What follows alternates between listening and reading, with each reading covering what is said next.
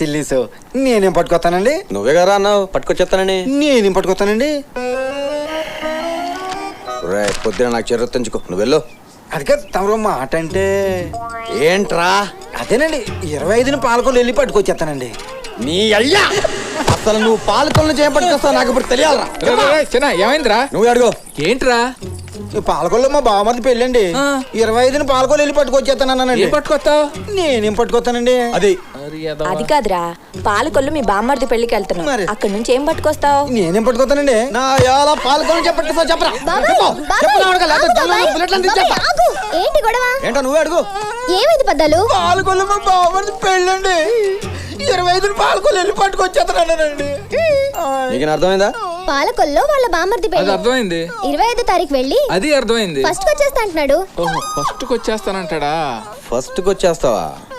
ఇందాక ఏదైనా పట్టుకొచ్చేస్తా అంటున్నా.